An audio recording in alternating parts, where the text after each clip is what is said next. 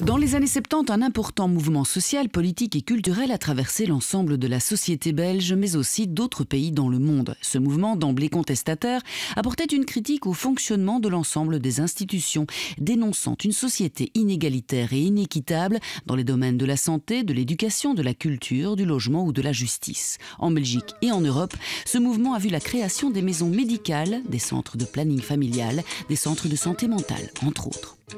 Libre Ensemble, Catherine Ax, Jacques Nizan. En 2021 et 2022, la Fédération des maisons médicales a fête ses 40 ans. Bien du chemin a été parcouru, mais avec toujours, et selon ses termes, une préoccupation centrale, défendre un modèle de santé basé sur les besoins primaires et la première ligne de soins en prenant en charge des patients de façon continue, intégrée, globale, accessible et solidaire. Une mission encore plus essentielle, évidemment, avec la pandémie que nous avons connue. Bonsoir à toutes et à toutes, bienvenue dans Libre Ensemble. Je suis ravie d'accueillir aujourd'hui autour de nos micros Fabienne Saint-Amand. Bonsoir Fabienne. Bonsoir. Vous êtes chargée de projet de développement aux maisons médicales, à la Fédération des maisons médicales. Nous avons également Fanny Dubois. Bonsoir Fanny. Bonsoir. Vous êtes secrétaire générale des maisons médicales, de la Fédération des maisons médicales. Et Pierre Drilsma. Bonsoir Pierre. Bonsoir. Vous êtes médecin généraliste au centre de la maison médicale de Gemep et aussi membre du bureau stratégique de la Fédération des maisons médicales. Honoraire. Honoraire, voilà. On va d'abord replanter le décor avec vous, Fanny, Pierre également, sur l'historique des maisons médicales. Quand ont-elles été créées et pourquoi ? Alors, les maisons médicales, je pense que pour relater l'histoire des maisons médicales, il faut revenir dans la conflictualité de l'époque, dans les années 64, où un ministre socialiste, Edmond Le Burton, a bousculé clairement les coutumes médicales très très libérales à l'époque, en proposant de réguler les prix des consultations remboursées par la sécurité sociale. Et en fait, à l'époque, les médecins, donc très influencés par une culture libérale, mais au sens économique du terme, qui voulaient fixer eux-mêmes les prix de leurs honoraires médicaux, se sont coalisés à l'époque pour refuser cette proposition avec force. Or, c'était quand même de l'argent qui venait de la sécurité sociale, donc de la poche des citoyens. Donc, il y avait une certaine logique à ce que le ministre de l'époque veuille réguler les prix pour rendre la santé la plus accessible possible pour tout le monde, mais aussi pour s'assurer que la sécurité sociale ne parte pas en faillite. Donc, en fait, il y a une grande grève qui a été organisée. Mes parents ont connu cette grève des médecins dans les années 64, qui a duré plus de 3 semaines. Des médecins qui ont carrément quitté le pays. Il y a eu des morts. En tout cas, ça a mis en danger des vies humaines pour qu'on ne touche pas à cette liberté économique. Et donc, c'est sûr que cette grève a été le point d'orgue d'un mouvement social et culturel puissant qui place la liberté économique du médecin au centre de ses revendications. Et l'objectif, non avoué à l'époque, mais aujourd'hui c'est très clair, c'était d'augmenter les honoraires des médecins et surtout leur pouvoir aussi dans le système de santé. Et en fait, les maisons médicales, c'est l'exact opposé de cela. À l'époque, déjà, quelques médecins, quelques soignants refusaient de participer à ce mouvement de grève libérale et technocrate. Et ces médecins, ces soignants se sont organisés, ont construit une vision de la santé différente, non pas en la propageant depuis leur tour d'ivoire, mais vraiment en développant par des principes d'éducation populaire sur le terrain un projet opérationnel très concret que sont aujourd'hui les maisons médicales et qui défendent, effectivement, on va en revenir, une santé plus globale, plus intégrée, continue et accessible pour tout le monde. Pierre Drilsma, vous avez vécu cette grande grève de 64 dont vient de parler Fanny Dubois ? Je sais que je suis très vieux, mais en 64, j'avais 12 ans. Non, voilà. Même pas encore dans l'idée d'être un jour médecin. Je dois vous avouer qu'à l'époque, j'étais déjà scandalisé, comme enfant de 12 ans, par cette grève. Donc, on avait un médecin de famille, évidemment, qui distribuait toute une série de tracts. Et je ne comprenais pas du tout cette grève entre guillemets, de riches. Voilà, ça, je me souviens de ma perception d'enfant de 12 ans de l'époque. Vous, quand vous avez commencé votre profession de médecin, est-ce que d'emblée vous avez désiré rejoindre, est-ce que vous vous êtes engagé vers les maisons médicales? Pas forcément. Qu'est-ce qu'aujourd'hui, sur le terrain, et quel chemin a-t-on parcouru avec ces maisons médicales? Alors, on a quand même parcouru beaucoup de chemins. Je prends un exemple souvent, sur Liège. Il existait, quand j'ai démarré en 81 à la maison médicale Bautista van Schoen, il existait encore 3 maisons médicales. Et maintenant, il y en a plus de 30. Donc on peut dire qu'on a quand même fait du bon boulot.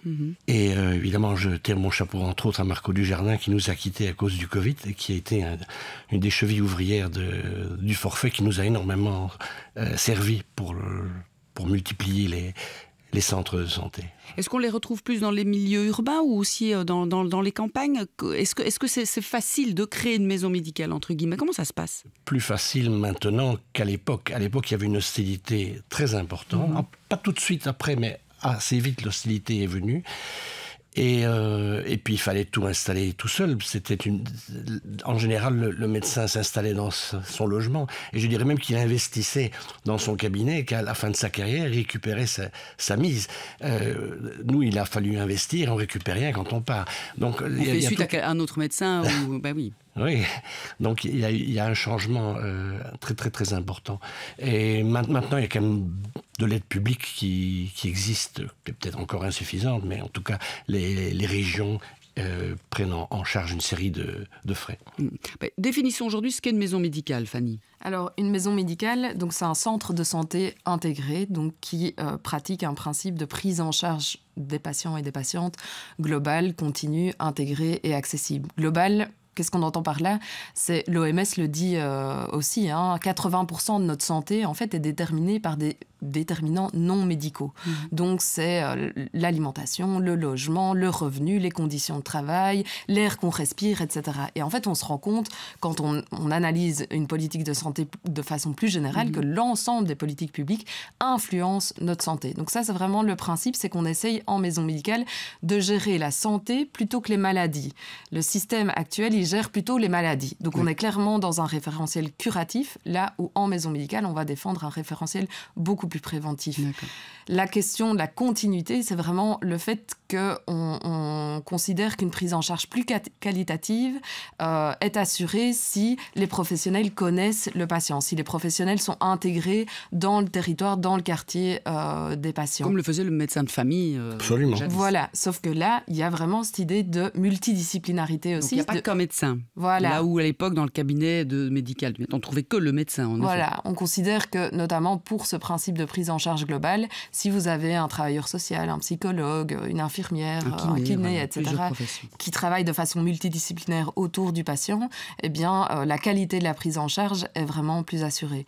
L'aspect intégration, c'est aussi le fait, tu l'as rappelé, que la première ligne de soins est importante. Nous, on considère effectivement que si le médecin généraliste et tous ces professionnels paramédicaux jouent vraiment un rôle de chef d'orchestre dans la prise en charge globale, dans la trajectoire du patient et préventive, et du coup, le système de santé devrait s'organiser depuis la première ligne de soins et ensuite on travaille en continuité avec la seconde ligne de soins, mais pas l'inverse comme ce qu'on voit trop aujourd'hui.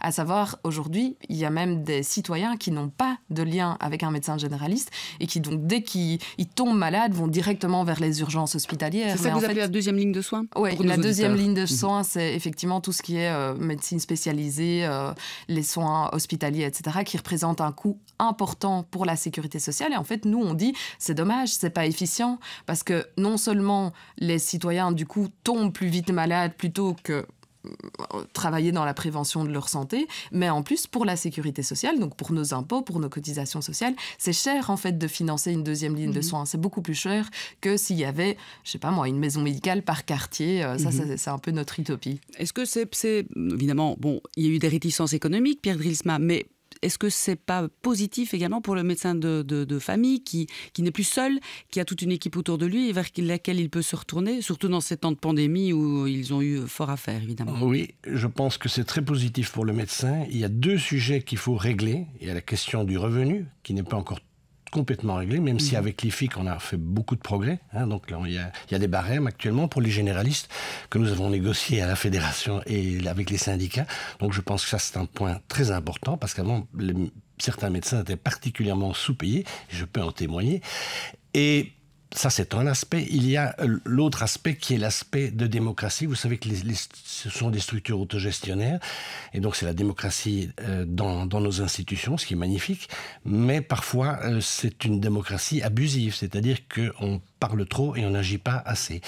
Et je pense que là, il faut aussi que les maisons médicales se réforment et simplifient leur mode de gestion, délèguent plus, et de cette façon, rendre cela plus attractif pour les jeunes médecins. Moi, je sors d'un séminaire en 15, où à 3 vieux médecins, nous recevons une quinzaine de jeunes et on discute de ces questions-là. Et ce qui les retient parfois d'entrer dans nos structures, c'est la papote.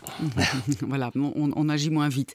Avant justement de parler d'action avec Fabienne et sur les projets des maisons médicales pour l'avenir, Fanny Dubois, la fédération, c'est quoi? Ça regroupe combien de maisons médicales? Et est-ce qu'il y en a beaucoup? On dit aussi qu'il y a une pénurie de médecins généralistes, par exemple, dans beaucoup de lieux.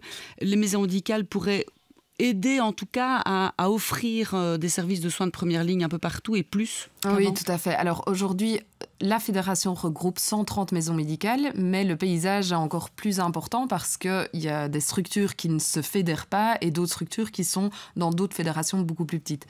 Donc on est la fédération effectivement historique et oui, je pense que notre modèle devrait pouvoir répondre aux enjeux de santé actuels. Le problème, c'est des questions de pénurie de médecins généralistes, etc. Et donc qui nous dépassent par rapport aux maisons médicales. Les questions d'augmentation des inégalités sociales, donc des patients de plus en plus pauvres et qui nécessitent de plus en plus de soins et tout ça. Donc tous ces facteurs plus macro extérieurs à notre secteur, c'est sûr qu'on les subit et ça freine notre capacité à vraiment répondre à l'ensemble des besoins de santé publique. Aujourd'hui, pour reprendre un chiffre, il y a une maison médicale en moyenne par mois qui se construit en Belgique. Donc, c'est vraiment la démonstration que notre secteur, effectivement, aujourd'hui, il se déploie largement, que les professionnels de santé, en fait, ne veulent plus travailler des 80 heures par semaine comme par le passé, tout seuls dans leur cabinet. La pandémie a quand même démontré à quel point l'intelligence collective... Aussi, ça permet aux jeunes de pouvoir... Voilà, l'intelligence collective qui se déploie dans ces centres de santé, en fait, ça assure une certaine solidarité entre les professionnels au niveau des jeunes qui sortent de l'école, etc. Il y a beaucoup de responsabilités, en fait, à la médecine générale. Et donc, être tout seul pour gérer, par exemple, des crises comme la pandémie, c'est plus possible. Donc, on est vraiment un modèle d'avenir, ça, c'est certain. Après, il faut que les politiques suivent, il faut que les moyens financiers suivent aussi, que des choix politiques qui, aujourd'hui, sont parfois un peu inquiétants parce qu'ils ne vont pas d'emblée vers la première ligne de soins, mais plutôt vers le financement d'industries pharmaceutiques et des choses comme ça. Donc, tout ça, c'est des enjeux qui nous inquiètent un peu aujourd'hui. Mais par contre, pour le déploiement de notre secteur, on n'est pas du tout inquiet. On en compte combien aujourd'hui en Wallonie, Fédération Wallonie-Bruxelles, des maisons médicales? Dans notre fédération, on a plus ou moins 70 maisons médicales sur la Wallonie et donc 130, une soixantaine à Bruxelles. Est-ce qu'il y a des coins qui sont encore vraiment oubliés, entre guillemets, où il n'y a vraiment aucun soin de première ligne accessible? C'est sûr que la ruralité vit quand même un phénomène de déserts médicaux, comme on dit. Et après... Comme Pierre l'expliquait tout à l'heure, c'est quand même beaucoup plus facile aujourd'hui de construire un centre de santé intégré et il y a des subventionnements publics de plus en plus importants. Même ici, que ce soit sur Bruxelles ou sur la Wallonie, les deux ministres de la Santé ont décidé d'investir dans l'engagement d'assistants sociaux, par exemple, dans les maisons médicales ou le remboursement des soins psychologiques et des choses comme ça. Donc, effectivement, on encourage les jeunes généralistes qui auraient envie d'aller s'installer à la campagne, en province du Luxembourg, par exemple. Ça se déploie, vraiment. On a de plus en plus de structures dans cette province-là aussi. Mais c'est vrai que il y en a plus dans les grandes villes.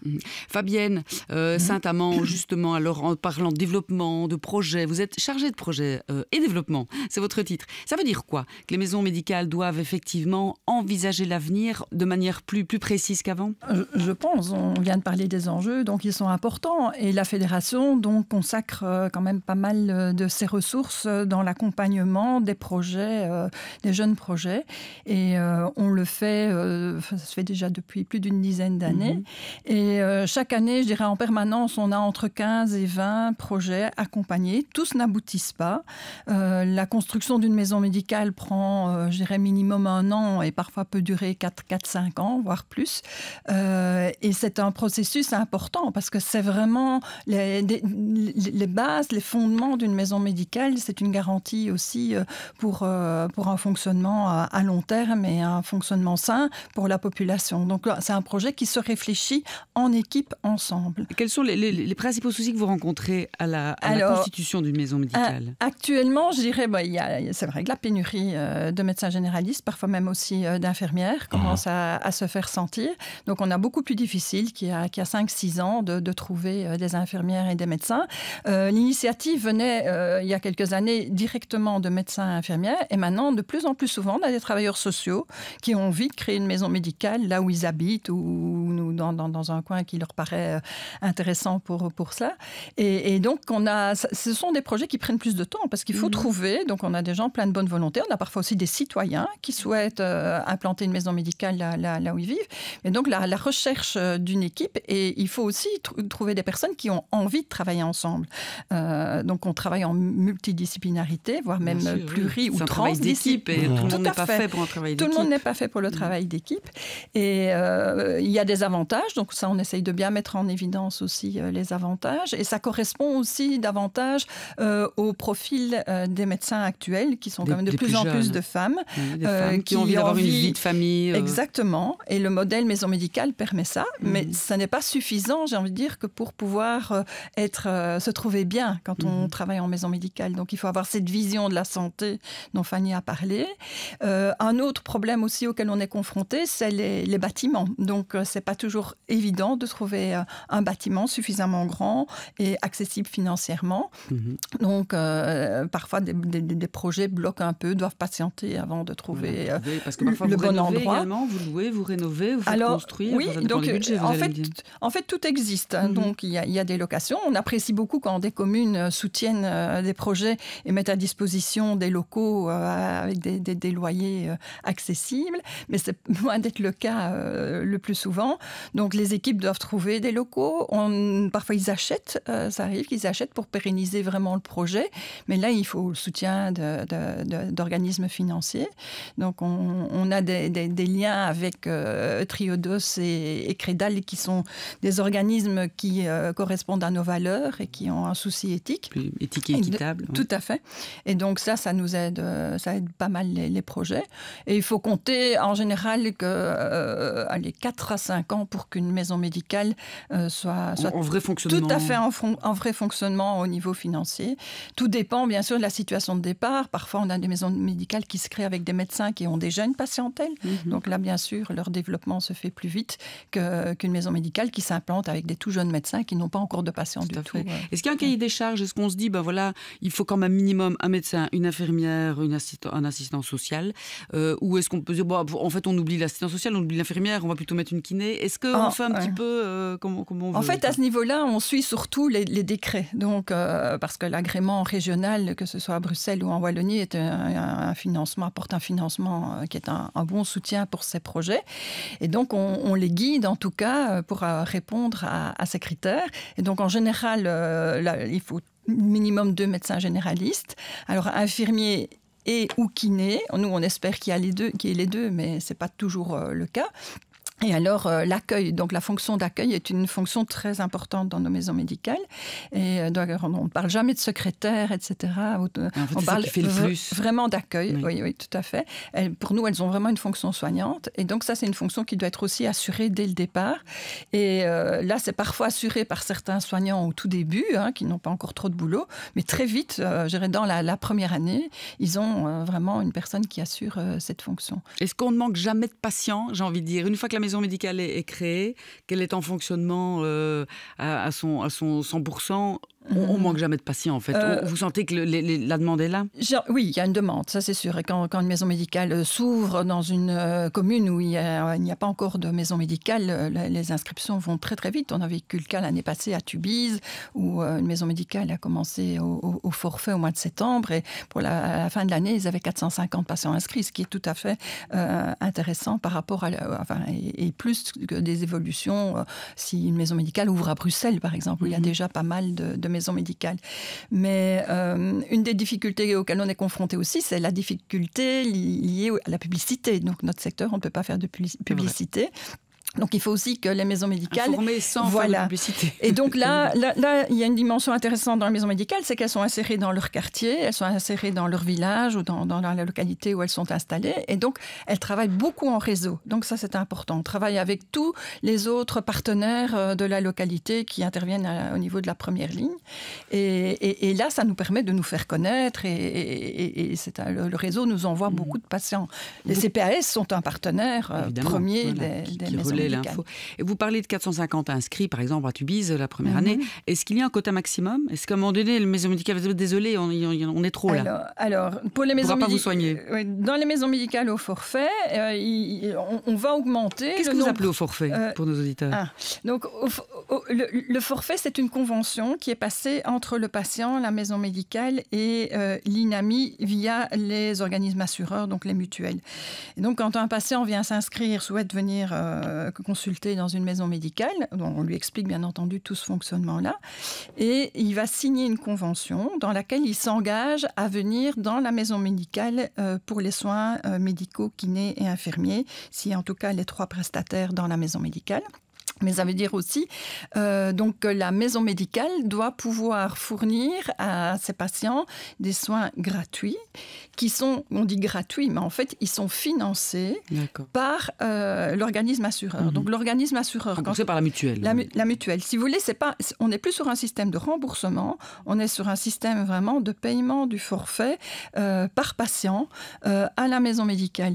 Et cette manière de financer les soins permet notamment le développement de la prévention, de la promotion de la santé et de la santé communautaire. Du patient, de son dossier, en tout cas. Que le dossier ne soit pas partagé entre le médecin partien qui n'est pas là. Oui, okay. Tout à fait, tout à fait. Et donc, il y a vraiment, quand Fanny parlait tantôt de la continuité, donc c'est vraiment ce système forfaitaire permet vraiment cette prise en charge et dans la continuité globale et qui augmente la qualité. Et vous, pour répondre à la question précédente, donc je suppose qu'il y a des maisons médicales avec beaucoup trop de forfaits ou en tout cas qui arrivent au maximum de capacité. C'est-à-dire que de toute façon... Tout le monde. On est limité, c'est ça, par le nombre, par le nombre de travailleurs et par parfois les locaux. Voilà, à un moment donné, il y a beaucoup de maisons médicales qui font des travaux, des ménages, rachètent des plus grands locaux, font des agrandissements, mais à un moment donné, voilà, il y a une limite. Je dirais, le nombre de patients au forfait dans nos maisons médicales les plus gros, à la fédération, je pense que c'est dans les 4000 patients. Voilà, mais... En Flandre, on peut arriver jusqu'à 6000. Mais ce sont des maxima. Et la moyenne est autour de 2003 par structure. Ça peut paraître peu. Historiquement, un médecin hollandais soignait 2300 personnes. Actuellement, c'est hors de question, même aux Pays-Bas, ils sont tous sur les genoux. Mais... Parce que, quoi, pas brasserie, beaucoup plus qu'avant Non, parce que les patients sont plus complexes, parce que on demande plus, beaucoup plus à la médecine générale qu'on demandait historiquement. On faisait surtout de la médecine aiguë, la médecine historique. La médecine générale, c'est la médecine aiguë. C'est-à-dire qu'on avait très mal quelque part, on soignait ce mal-là. Voilà, c'est ça. Et puis on repartait. Oui, et on était guéris, enfin, relativement vite. Oui. Tandis qu'actuellement, c'est beaucoup les pathologies chroniques. D'ailleurs, Van den Broek en parle dans son document, dont on aura peut-être l'occasion de parler, ou vous aurez l'occasion de parler plus tard. Tout ce qui est une transformation épidémiologique, on appelle ça la transition épidémiologique. Donc on passe de soins aigus vers des soins chroniques, et ça mobilise beaucoup plus de temps, évidemment, à la fois lors de la consultation, mais également en répétition. Comme le disait Fanny, effectivement, les crises sociales qui nous attendent, les pandémies qui se multiplient, le mal-être des gens aussi, tout ça ne va pas améliorer les choses, Fanny. C'est à ça aussi qu'on pense quand on gère une fédération des maisons médicales. C'est demain, l'avenir revenir. J'imagine que la pandémie vous a tous les trois fait réfléchir et plus vite que vous ne l'auriez voulu peut-être. Oui, tout à fait. Ce qu'il y a, c'est que suite au Covid, aujourd'hui, on vit une crise sociale sans précédent et c'est clair que l'accroissement des inégalités sociales influence les enjeux liés aux maladies chroniques comme le diabète, l'obésité, aujourd'hui même les questions de cancer, etc. C'est sûr que dans les maisons médicales, on traverse ça. Je dirais qu'il y a aussi l'enjeu aujourd'hui de la souffrance au travail qui est de plus en plus prédominant et on le voit. Ici, j'étais justement en ruralité à Bellaneuve dernièrement, des médecins m'expliquaient, on a l'impression de devoir devenir, en tout cas pour un tiers de notre patientèle, de devoir devenir des psychologues, parce qu'en fait, on accueille des gens dans nos cabinets qui font que pleurer, parce qu'ils sont dans un mal-être au travail. Je pense que l'enjeu climatique aussi, ça a une influence sur notre santé, l'air qu'on respire. On le voit aujourd'hui, il y a des gens, lors des canicules, etc., la mortalité augmente, donc c'est des enjeux de santé publique super importants, et c'est vrai que le médecin est du coup de plus en plus concerné par ces enjeux plus globaux. Donc ça, c'est sûr que en maison médicale, du fait qu'on a conscience de ces déterminants non médicaux, on a quand même un peu l'impression de plus en plus de porter sur nos épaules toutes ces crises plus globales, mais c'est la raison pour laquelle on essaye vraiment de travailler aussi à l'échelle de la fédération médicale de concert avec les mutualités, les syndicats, d'autres organismes. Est-ce que vous vous sentez soutenu dans les maisons médicales par les politiques diverses? Vous parlez de Van den Broek tout à l'heure, Pierre. Est-ce que l'avenir... Est-ce que les politiques prennent conscience, enfin, les citoyens aussi? Est-ce que les mots solidarité ressortent beaucoup plus depuis la pandémie qu'avant? Ça dépend. Aujourd'hui, l'effet concret de la pandémie, c'est quand même... on l'a vu hier lors de la manifestation, 80 000 personnes dans la rue... pour des questions juste de pouvoir d'achat, c'est quand même la démonstration que toute une série de citoyens, aujourd'hui, ne savent plus vivre dignement, correctement, parce que je pense que la plupart des citoyens, c'est juste ce qu'ils demandent. Ils ne demandent pas à s'enrichir. Voilà, ça, c'est notre philosophie en maison médicale. C'est sûr qu'au plus on développe le commun et la solidarité, et au plus l'ensemble des citoyens pourront vivre dignement, au moins on aura de crises sanitaires, climatiques, politiques aussi, parce que ça nous inquiète aussi, l'accroissement de l'extrême droite, etc. Les enjeux de démocratie, on parlait tout à l'heure des difficultés des équipes à travailler en autogestion, mine de rien, en maison médicale, c'est ça aussi qu'on stimule. Le fait de pouvoir vivre en collectif à une échelle plus micro, ça influence de façon plus macro la société aussi, dans sa cohésion sociale, etc. Donc voilà, ça c'est sûr que c'est des enjeux qui nous traversent, des crises qui évidemment nous inquiètent et des enjeux de santé publique qui nous inquiètent, mais on est intimement persuadé qu'au plus notre modèle plus micro gagne en effet macro, je dirais, donc en influence sur les politiques publiques, sur d'autres secteurs aussi, parce que le déploiement des communs en fait locaux comme ça, comme en maison médicale, on pourrait le retrouver dans le domaine de la justice, on pourrait le retrouver dans le domaine de l'alimentation, et d'ailleurs il y a de plus en plus de citoyens comme ça qui faire solidarité, qui font solidarité au niveau local, et on espère que nos responsables politiques pourront entendre ce son de cloche-là pour faire évoluer leur politique publique, plus structurelle, aussi dans ce sens-là, parce que je pense que l'avenir de l'humanité en dépend, l'avenir de la planète aussi. Il reste environ 1 minute 30, un petit mot de la fin pour chacun. Et Pierre Drijlsma, est-ce que ça doit aussi passer par la formation des jeunes médecins, des jeunes infirmiers, infirmières, du corps soignant? Est-ce que là aussi, il n'y a quand même pas un travail à faire? Oui, il y a énormément de travail. Et d'ailleurs, j'étais très heureux d'entendre au congrès BIAIF, qui s'occupe beaucoup du développement de la première ligne en Belgique francophone, qu'on allait essayer d'étendre la réflexion philosophique dans les cours de médecine. Et je pense que c'est capital. Parce que nous sommes confrontés à des patients qui ont des souffrances, qui ont des deuils, et la question philosophique doit tout le temps être abordée. Et sans cela, souvent, on n'a pas de réponse. Alors que la réponse sera plutôt philosophique. Voilà, j'en ai dans l'humanité, Fabienne, c'est un peu ça que vous disiez aussi, la recherche du médecin, de l'infirmière, de l'assistant social de première ligne, pour pouvoir... Plus vous aurez de travail, mieux ce sera pour vous. Ah oui, c'est sûr. Et donc, moi, j'aimerais vraiment bien que tous les soignants actuels et futurs connaissent mieux les maisons médicales et puissent se rendre compte de la qualité des soins qu'on peut y donner. Et je pense que c'est pas encore un système suffisamment connu. Donc, qui est accessible à tous, faut le rappeler. Tout à fait. C'est le mot. Tout à fait. Merci beaucoup à vous trois d'avoir été là pour nous conter ces maisons médicales qui ont un bel avenir, évidemment, et sur lesquelles il va falloir compter, on l'espère, de plus en plus. Merci à tous ceux qui ont choisi de nous écouter ce soir, d'avoir été là. On vous souhaite une belle soirée et on se retrouve la semaine prochaine pour un autre... Non, pas du tout, pas la semaine prochaine, parce qu'on doit vous souhaiter bonnes vacances. J'ai envie de travailler, moi. Non, on se retrouve plutôt fin août, début septembre. Bel été à tous. Merci à vous, à bientôt. Merci.